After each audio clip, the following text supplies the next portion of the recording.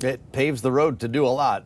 This, again, to your point, is not a huge surprise. The timing is interesting, though, as members of the House get together today in Washington to choose their leadership. And we already had a visit to that very same group today from Donald Trump himself, of course, in Washington for the day, not only meeting with Joe Biden in the Oval Office, but the first stop he made was to a hotel where he met with the Republican conference. And it was a big cheerleading squad. Elon Musk was there, too, by the way. Didn't do a lot of talking, but apparently a lot of waving, we understand. They're feeling pretty good about things here, and knowing that the Senate is Republican-led with a wider majority this time around is going to give him a chance to do a lot of things when it comes to extending the Trump tax cuts, for instance. That'll be probably issue number one. We do have questions, though, about the lame duck and what's going to happen in this session. There's a funding deadline on December 20th.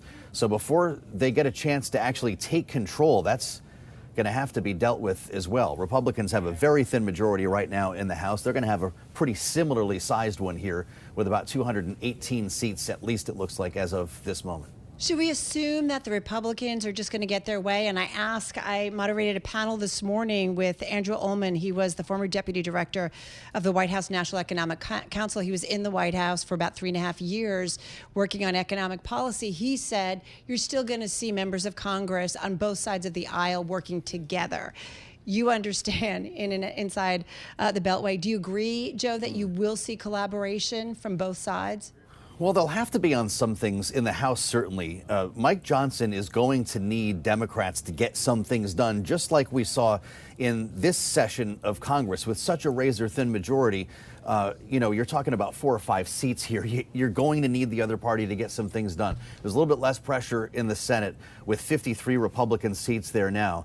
But look, Donald Trump is asking for some big stuff, and there will be a big throwdown over extending or making permanent the Trump tax cuts. First and foremost, we're going to have a major fiscal cliff budget fight later on in the year when it comes time to raise the debt ceiling. All of that stuff will be difficult.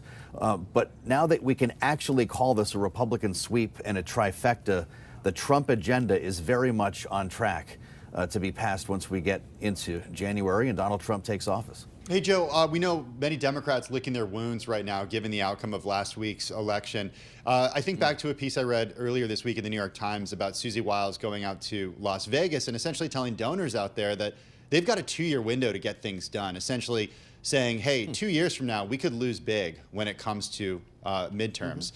Is there a silver lining for Democrats here that they can be sort of the insurgent party in the next election? Well, it's an easier job, that's for sure. You know, Hakeem Jeffries can do a lot of things to slow down the agenda, to get in the news, to try to prop up certain members when the time comes. That's all part of being in the minority. And look, history shows us that the pendulum swings. After a big sweep like this, it will be a much more favorable map, first of all, in the Senate for Democrats in the midterms, and then just the general sense of exhaustion that tends to follow something like this. When you see a president coming into town and taking Congress with him in this particular case, that can be pretty favorable to the minority party in the midterm elections. That's just what history shows. But of course, history hasn't had a lot to do with what's been going on lately here in Washington, D.C. We'll see what kind of momentum the MAGA agenda can get.